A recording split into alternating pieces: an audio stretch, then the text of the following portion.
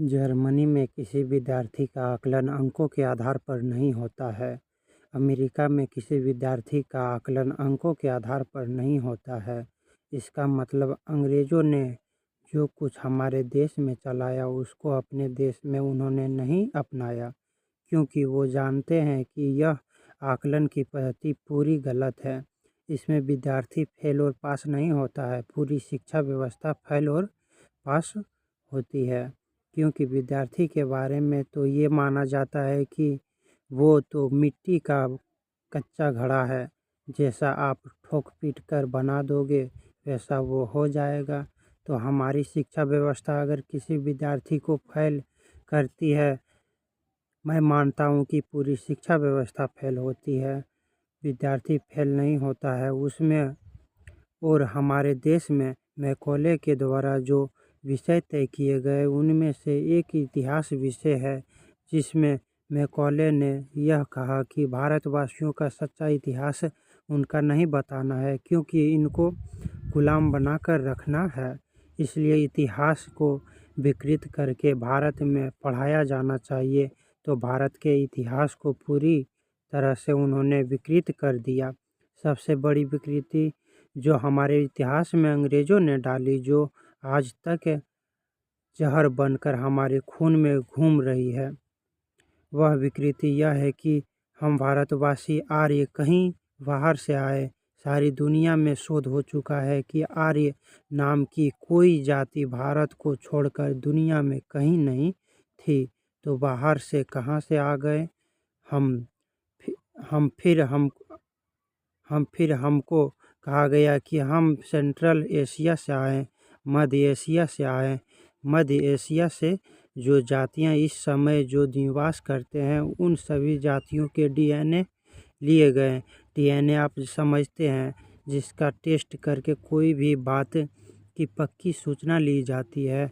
तो दक्षिण एशिया में, मध्य एशिया में, पूर्व एशिया में तीनों स्थानों पर रहने वाली जातियों के नागरिकों के रक्त इकट्ठे करके उनका डीएनए टेस्ट किया गया और भारतवासियों का डीएनए टेस्ट किया गया। तो पता चला कि भारतवासियों का डीएनए दक्षिण एशिया, मध्य एशिया और पूर्व एशिया के किसी भी जाति समूह से नहीं मिलता है। तो यह कैसे कहा जा सकता है कि भारतवासी मध्य एशिया से आए, आर्य मध्य एशिया से आए? इसका उल्टा तो मिलता है कि भारतवासी मध्य एशिया में गए, भारत से निकलकर दक्षिण एशिया में गए, पूर्व एशिया में गए, मध्य एशिया में गए और दुनिया भर में सभी स्थानों पर गए। भारतीय संस्कृति, भारतीय सभ्यता और भारतीय धर्म का उन्होंने पूरी ताकत से प्रचार प्रसार किया।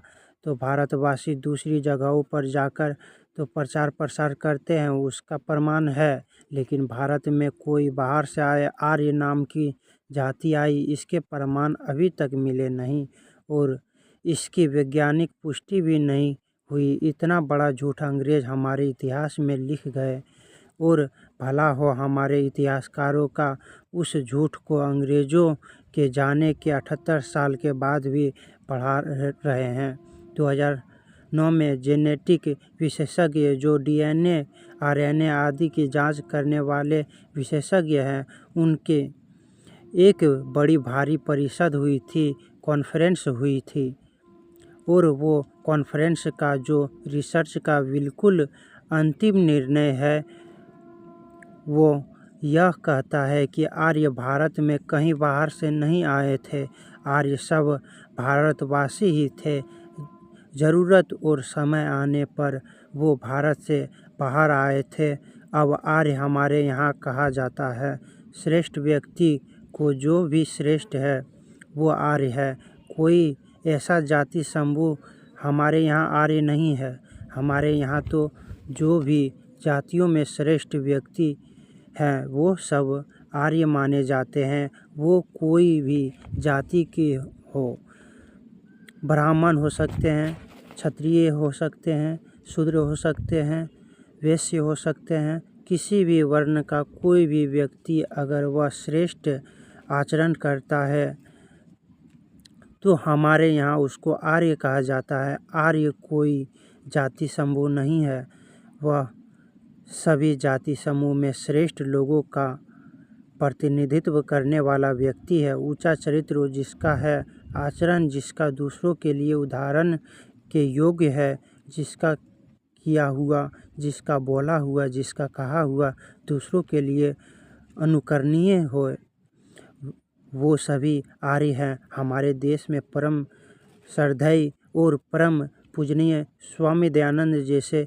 लोग, महात्मा गांधी जैसे लोग, भगत सिंह, चंद्रशेखर, उधम सिंह, आशफाकुल्ला, तात्या टोपे, झांसी की रानी लक्ष्मीबाई, कितूर चन्नम्मा, ये जितने भी नाम आप लेंगे यह सभी आर्य हैं।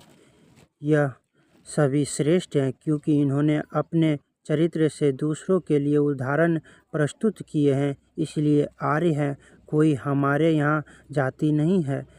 राजीव दीक्षित जी भी आर्य हैं, वो श्रेष्ठ हैं क्योंकि हमारे समाज के लिए कार्य किए थे। राजा जो उच्च चरित्र का है उसको आर्य नरेश बोला गया। नागरिक जो हमारे यहाँ उच्च चरित्र के हैं उनको आर्य नागरिक बोला गया। भगवान श्री राम को आर्य कहे गए, आर्य नरेश कहा जाता था। उनको श्री कृष्ण को आर्य पुत्र कहा गया। अर्जुन को कई बार आर्य पुत्र का संबोधन दिया गया।